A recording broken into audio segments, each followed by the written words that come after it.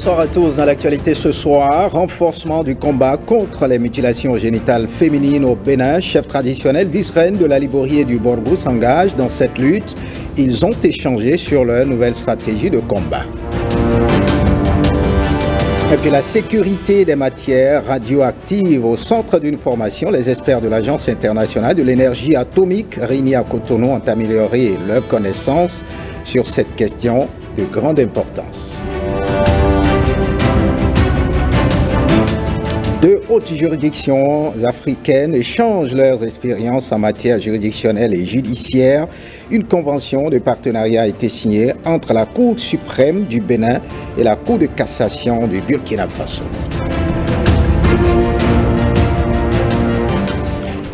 Voilà pour le sommet. Bienvenue si vous nous rejoignez. On ouvre par cette actualité liée à la chefferie traditionnelle au Bénin. Le président de la République matérialise son ambition de voir la chefferie traditionnelle mieux organisée pour une harmonie sociale. Patrice Talon a reçu dans ce cadre ce vendredi les membres de la commission chargée des travaux pour asseoir un cadre juridique de cette institution. Plus de précisions avec Jérôme Ongo. Le chef de l'État rencontre les membres de la commission chargée des travaux préalables à l'établissement d'un régime juridique de la chefferie traditionnelle. C'est un avant-projet d'une grande importance pour la cohésion sociale que Patrice Talon confie à cette commission. Fouiller, rechercher, trouver toutes les données de notre histoire en cette matière. Ce qu'étaient les royaumes qui ont existé sur le territoire du Bénin. Les données les plus détaillées de leur organisation fonctionnelle, politique et administrative. Ce qui existe comme données écrites, mais retrouver également toute la tradition orale de ce qui n'a pu être transcrit de manière formelle. Donc les recueillir, les confronter, parce que tout ce qui est oral, comme vous le savez très bien, comporte quelques fragilités. Ce qui est transmis de génération en génération peut parfois connaître quelques déviances ou des biais ou des changements. Donc il faudra, pour vous, être des experts pour recueillir à travers les différentes sources les plus variées possibles tout ce qui concerne ou relate notre passé, notre histoire, la manière dont nos aïeuls ont géré la cité, au plan administratif, au plan politique, au plan social, et dresser le répertoire de tout cela. 13 membres sur les 15 que compte la commission ont pris part à la séance. Ces experts, historiens, ethnologues et sociologues disent mesurer la portée de cette exaltante mission républicaine. C'est très important effectivement que la tradition soit l'ancienne corde au bout de laquelle l'on tisse les nouvelles cordes de l'administration officielle de notre pays. Parce que nous venons de quelque part et nous n'allons pas assister passifs à la falsification de notre histoire. Et c'est pour cela que vous avez voulu bien mettre sur pied cette commission. C'est donc un grand honneur pour nous et nous vous promettons que notre engagement sera total pour apporter satisfaction et faire en sorte que ce travail soit un travail efficient, un travail qui permette de corriger le tir. C'est une mission exaltante dont nous mesurons la portée, Monsieur le Président, et la nation, aussi bien que vous ne serez pas déçus des résultats de nos travaux. On connaît un peu ce dossier-là. Depuis le temps de la Révolution, par rapport à tout ça.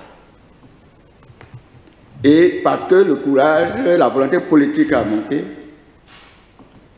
on en est arrivé à cette situation-là que nous vivons. Deuxième élément, pour montrer l'importance ce travail que vous nous demandez, nous parlons de l'indépendance de l'Afrique, de l'autonomie de l'Afrique, de nous-mêmes. Mais quelle autonomie on peut avoir en dehors de nos réalités? Voilà pourquoi ce dossier est extrêmement important pour l'indépendance de l'Afrique, pour l'unité africaine. Nous ne pouvons jamais faire notre unité par rapport aux réalités de ceux qui ont intérêt à ce que l'Afrique soit sous domination. Et là où j'ai l'espoir, quoique cette fois-ci, ce qui avait manqué aux générations passées, là, la volonté, le courage politique, vous l'affirmez, et sur cette base, en tout cas la commission que vous avez eu à mettre en place, du point de vue, vous ne serez pas déçus. Mais il ne s'agira pas, rassure Patrice Talon, d'engager la chefferie traditionnelle dans un quelconque conflit avec la Constitution. Si nous parvenons à rétablir l'autorité morale traditionnelle et nous réussissons alors à la faire cohabiter avec la gouvernance moderne, nous allons davantage instaurer une harmonie sociale, une cohésion sociale.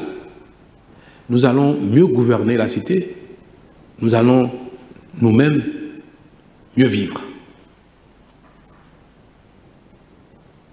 Et c'est pour ça que nous avons, nous tous, fait inscrire dans notre constitution, dans les derniers amendements, nous avons inscrit que la chefferie traditionnelle devrait retrouver ses noblesses.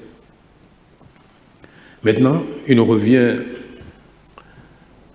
de rédiger les textes de loi et de règlement qui vont définitivement asseoir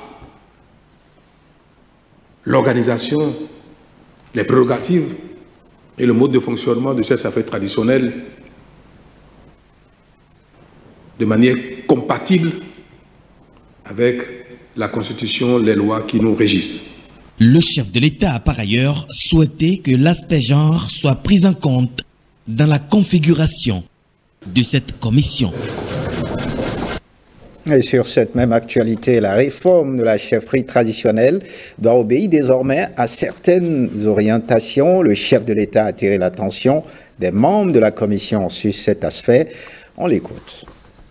Vous savez combien nous avons connu quelques dérapages depuis. On a désorganisé même ce qui constitue la chefferie traditionnelle au Bénin, nous-mêmes. Et comme nous avons la volonté de la rétablir dans toute sa noblesse, parce qu'elle est récente. Notre histoire, la gouvernance moderne du Bénin, elle est récente. Et chacun d'entre nous porte encore dans nos ADN la manière dont nos parents, nos aïeuls ont géré la cité. Et cela requiert, pour une bonne harmonie entre les données de la République moderne, la tradition et la tradition, pardon, de ce que nous avons été il n'y a pas si longtemps. Donc une bonne harmonie pour nous-mêmes, pour notre stabilité, pour notre dignité, pour notre harmonie intérieure.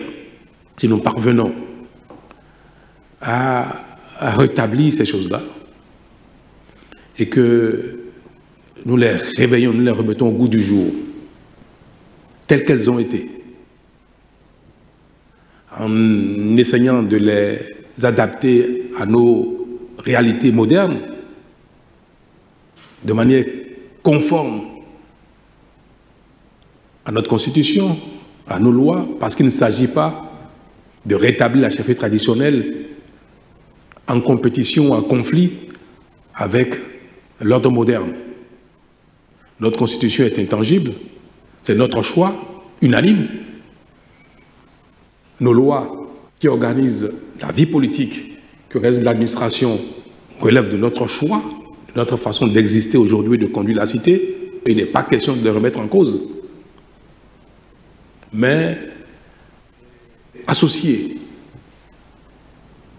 à la République, à la façon dont nous gouvernons aujourd'hui la cité, de manière moderne, républicaine, si nous parvenons à associer à elle nos coutumes en matière d'organisation sociale, si nous parvenons à rétablir l'autorité morale traditionnelle et nous réussissons alors à la faire cohabiter avec la gouvernance moderne, nous allons davantage instaurer une harmonie sociale, une cohésion sociale. Nous allons mieux gouverner la cité. Nous allons nous-mêmes mieux vivre. Et puis la direction dans laquelle les travaux de la chefferie traditionnelle vont se dérouler ne doit aucunement se heurter donc à l'esprit de la réforme. Patrice Talon l'a notifié, on le suit. Je vais me répéter pour que le sens de vos travaux ne pêche en rien. La direction dans laquelle vos travaux vont se dérouler ne heurte pas du tout l'esprit de la réforme. Il n'y aura pas de compétition ou de conflit entre les prérogatives de la chefferie traditionnelle, telle que nous la voulons, avec notre constitution, avec nos lois, qui organisent la vie politique et administrative du pays.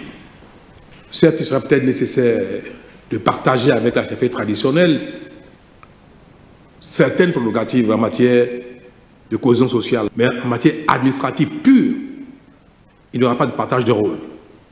Dans un premier temps, ce qui va constituer l'essentiel de vos travaux et qui fera l'objet d'un rapport que nous allons examiner ensemble, c'est d'abord l'organisation de la chefferie traditionnelle. Qu'est-ce qu'elle doit être de manière conforme à ce que fut chacun de nos royaumes dans le passé. Donc, une fois que vous aurez retracé notre histoire en la matière, nous allons voir ensemble comment on remet tout ça au goût du jour pour corriger tous les dérapages qu'on a pu observer jusqu'à maintenant. Voyons à présent ce partenariat. Il devra donner l'occasion à 2 hautes juridictions africaines d'échanger leurs expériences en matière juridictionnelle et judiciaire. Il s'agit de la convention de partenariat signée entre la Cour suprême du Bénin et la Cour de cassation du Burkina Faso. Les présidents des hautes juridictions ont apposé leur signature au bas des documents ce vendredi au siège de la Cour suprême à Porto Novo.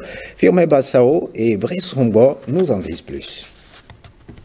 Un acte juridique de haute portée traduisant le renforcement d'un partenariat entre la Cour suprême du Bénin et la Cour de cassation du Burkina Faso. Un partenariat qui s'annonce bien fécond. S'associer pour agir dans une perspective africaine francophone et confronter leurs défis spécifiques au plan de leurs pratiques juridictionnelles. Nous ambitionnons en effet d'encourager nos 2 institutions judiciaires à une réflexion et à une confrontation d'idées sur les grands enjeux judiciaires et juridiques de notre époque, à travers l'analyse pertinente des réalités intrinsèques de nos sociétés respectives. La coopération ainsi engagée s'inscrit dans les objectifs que poursuit l'Association africaine des hautes juridictions francophones, leur espace commun, ceci dans le cadre de la coopération sud-sud entre les hautes juridictions. Il était grand temps de formaliser nos liens du fait de la proximité de nos 2 cours liées, il est vrai, par une histoire semblable, par les nombreux échanges réciproques, par l'amitié, l'estime et le respect mutuel de nos 2 institutions, par une trajectoire commune en tant que haute juridiction. La cérémonie s'achève par un échange de cadeaux entre les 2 parties, dont la célèbre récade, symbole de commandement du roi Guézo, remise au président de la Cour de cassation du Burkina Faso. Parlons à présent de cet appui aux communes. Dans un mois, le projet Access arrive à terme. En attendant la clôture, les différents acteurs impliqués dans sa mise en œuvre font le bilan. Les ministères sectoriels qui ont travaillé aux côtés du ministère de la décentralisation et de la gouvernance locale, les préfets et les représentants de la NCB, tous étaient à cette rencontre bilan tenue à Boycon. Mirabel Akpaki et Jilika Elaïna pour le compte-rendu. Le projet Access est un projet d'appui à la décentralisation, à la lutte contre la pauvreté et au renforcement des systèmes de protection sociale au Bénin. Financé par la Banque mondiale, c'est en 2019 qu'il a démarré. L'exécution de ce projet, d'un montant de 40 millions de dollars, soit environ 20 milliards de francs CFA, a couvert la période de 2019, année de sa mise en œuvre au 31 juin 2022. Date de sa clôture. Après 4 années de mise en œuvre dans les communes du Bénin, les succès, difficultés et résultats sont appréciés. Nous avons accompagné le projet à réaliser des infrastructures scolaires au profit de nos apprenants. Nous avons également assisté des personnes pauvres ou extrêmement pauvres dans le cadre de la composante thémique qui consiste à apporter des appuis, même si modiques, pour que ces personnes-là puissent entreprendre des activités pouvant assurer leur épanouissement. En termes de bilan, et sans fausse modestie, il est élogieux. Il est élogieux parce qu'au plan physique et au plan financier, nous fleurons déjà les 100%. Donc il ne nous reste qu'un mois d'activité et nous avons réalisé à 100% l'ensemble du portefeuille de réalisation qui nous était assigné. Nous avons enrôlé 100%, plus que 100% même des bénéficiaires des produits que nous avons offerts au titre des filets sociaux et 100% des indicateurs que nous devions atteindre ont été atteints. Le projet Access s'achève certes, mais les différents acteurs impliqués dans sa mise en œuvre souhaiteraient pérenniser ses acquis. Et c'est en cela que cet atelier trouve d'ailleurs tout son sens. Voyons à présent cette lutte, la lutte contre la pollution sonore qui passe à une autre vitesse au Bénin. Le gouvernement vient de prendre un nouveau décret pour permettre une lutte plus efficace. Jean-Claude James revient ici sur les nouveaux éléments de ce document et ses implications. Dans la liste des pollutions environnementales, la nuisance sonore vient en tête. Mais avec le nouveau décret, plus rien ne sera comme avant. J'invite tous les téléspectateurs à jeter un coup d'œil sur ce décret. Il y a eu des modifications. D'abord, on a inséré 3 sources de pollution qui n'existaient pas. Les salles de fête, les tentes non insonorisées, les animaux domestiques. Au niveau de l'article 7, il y a l'insertion d'un alinéa qui parle de la distance qui doit séparer la source de bruit des établissements sensibles. 200 mètres. Il y a l'insertion d'un article aussi qui recommande l'obtention d'un certificat de conformité environnementale. Désormais, un plafond de décibels est autorisé selon la plage horaire et l'espace. De 7h à 13h, hors de travail, nous sommes à 70 décibels maximum. Autorisé dans les espaces publics. Parce qu'il y a une différence entre les espaces publics et les espaces privés. De 13h à 15h, nous descendons à 50 décibels autorisés. Ça veut dire quand vous rentrez chez vous et qu'il y a un établissement public à côté de vous, il ne peut pas émettre au-delà de 50 décibels de bruit. De 15h à 22h, on peut encore émettre jusqu'à 70, mais de 22h du soir à 7h du matin, on retombe à 50 décibels. Je voudrais vous rappeler qu'en période, d'abord pour les établissements privés, partout où vous avez 70 décibels, dans les zones résidentielles, ça retombe à 60 décibels. Il y a un article dont parlait tout à l'heure M. Kedoide, le directeur général de l'ABE, c'est l'article 19 qui dit « Les promoteurs des débits de boissons, restaurants, dans lesquels le niveau de bruit est susceptible de dépasser le seuil prévu à l'article 17 du présent décret, insonorisent leurs locaux. L'usage de haut-parleurs à l'extérieur des locaux est interdit. » Le ton est donné et l'application de cette nouvelle disposition fera l'objet d'une grande rigueur. L'information sans la coercition, sans la sanction, vous connaissez bien notre pays. Tout à fait. Il faut commencer à sanctionner. Et c'est ce que les populations, je pense, attendent du gouvernement. Moi, je voudrais rassurer les populations de la disponibilité et des fonctionnaires de la police républicaine à accompagner la mise en application et le respect des dispositions du président décret. Selon l'autorité, des séances de sensibilisation sont prévues pour permettre à tous les Béninois d'être au même niveau d'information. Ça y est, les travaux du premier séminaire de l'association Saouda sur les troubles du sommeil ont démarré depuis hier, mais avant les échanges proprement dit, donc les organisateurs sont revenus sur les objectifs de ce rendez-vous de santé. Jean-Claude James nous en parle. À cette rencontre aux allures festives, un problème de santé publique alimente les débats. Les troubles du sommeil qui sont dans le viseur de l'association Saouda. Les objectifs principaux sont d'améliorer la prise en charge des troubles du sommeil en Afrique et de favoriser les échanges, une bonne collaboration entre les médecins ou les professionnels de santé en France et en Afrique.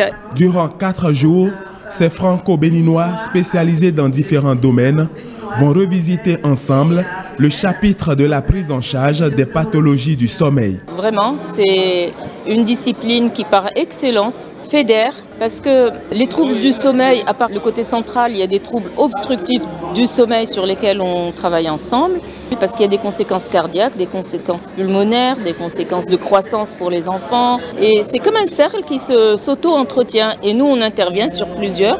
Et quand on est ensemble pour faire quelque chose, eh bien on est heureux de résoudre efficacement un problème. Très belle initiative et je crois que c'est le début d'une bonne coopération entre le Sud et le Nord. L'association est la bienvenue sur la terre béninoise. Les objectifs sont assez clairs. Le ministère de la Santé remercie vraiment les membres de l'association et les encourage. Et le ministère est prêt à soutenir cette association. Ces 2 documents sur le sommeil représentent quelques supports de ce rendez-vous scientifique qui allie théorie et pratique. Et le combat contre la mutilation génitale féminine se renforce au Bénin. CUSO International et ses partenaires, les chefs traditionnels, les reines-mères de la Liborie et du Borgou s'engagent donc dans la lutte contre les mutilations génitales féminines dans le Septentrion. Ils se sont réunis pour échanger sur le phénomène. Les précisions avec René Kofi.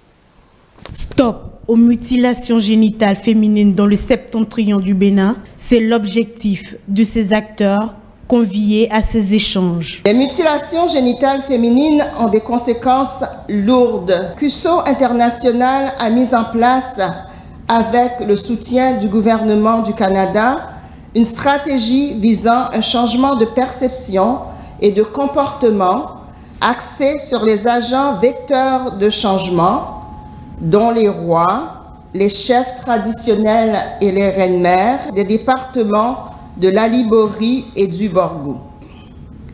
Les résultats de ces interventions laissent entrevoir des avancées majeures en termes de prise de conscience. CUSO International mène depuis 3 ans le combat contre la mutilation génitale féminine à travers son projet Femmes engagées pour la dignité humaine dans le nord du Bénin, Feidi Djirima. Combat qui s'avère très rude. Malgré les efforts consentis par le gouvernement du Bénin et les partenaires techniques et financiers dans la lutte contre les MGF, des poches de résistance persistent en raison des pesanteurs socio-culturelles et du caractère transfrontalier du phénomène. Je plaide pour la mise en place d'un projet sous-régional de lutte contre les mutilations génitales féminines. Le 12 août 2021, les rois, les chefs traditionnels et les reines des palais royaux du département de la Liborie et de Borgou se sont engagés contre ce phénomène dans leur localité par la signature d'un mémorandum. Dans le reste de l'actualité, la sécurité des matières radioactives qui a fait l'objet d'un cours régional de formation qui a réuni les experts de l'Agence internationale de l'énergie atomique AIEA.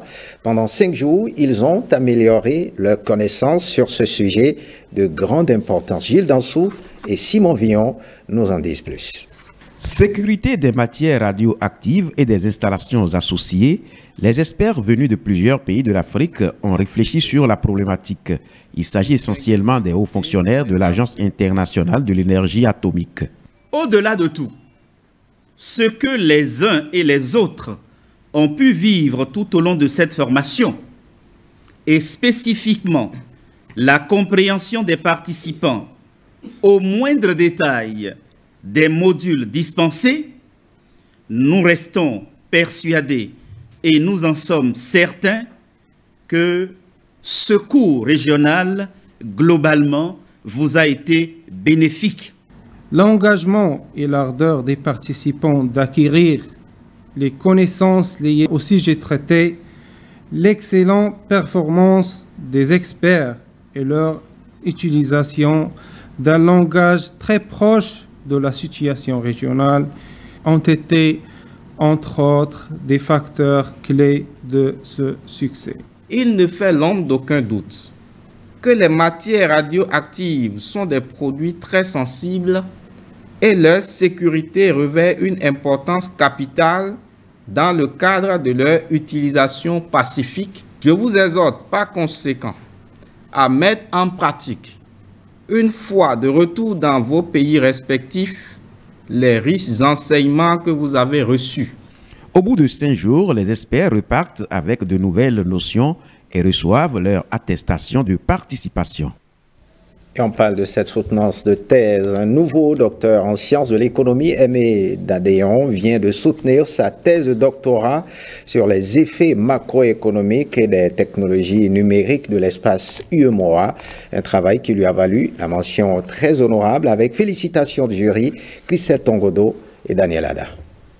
Après en avoir délibéré à l'unanimité, le jury accepte de vous élever au rang de docteur en sciences économiques de l'université d'Abomey-Calavi avec la mention très honorable.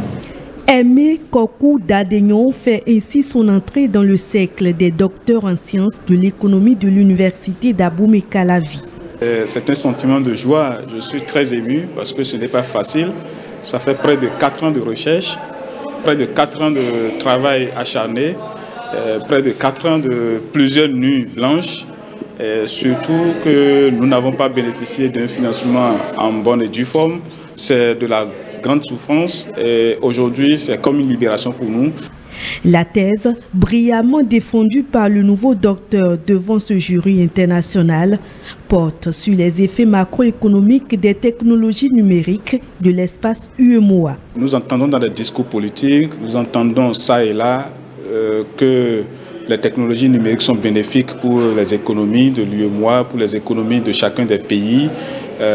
Mais il n'y a pas eu de travaux scientifiques qui montrent réellement l'effet de ces technologies-là dans notre espace commun qui est l'UEMOA. Au-delà de ça, aujourd'hui, l'allure que prennent les technologies numériques, si on ne circonscrit pas leurs effets et prendre les dispositions qu'il faut pour mieux cadrer leur adoption et leur utilisation, on se ferait surprendre par ces technologies-là. Je pense que les conclusions de notre thèse seront appliquées d'une manière ou d'une autre, de façon voulue ou invoulue, parce que les technologies numériques aujourd'hui constituent le levier donc, de développement. Pour le chercheur, une assurance demeure. Aucun État ne peut se passer des technologies numériques aujourd'hui. Ce journal se refait. Merci de l'avoir suivi. L'édition de 23h30 est prévue avec Ariane Da Silva. Bon week-end à tous et à toutes.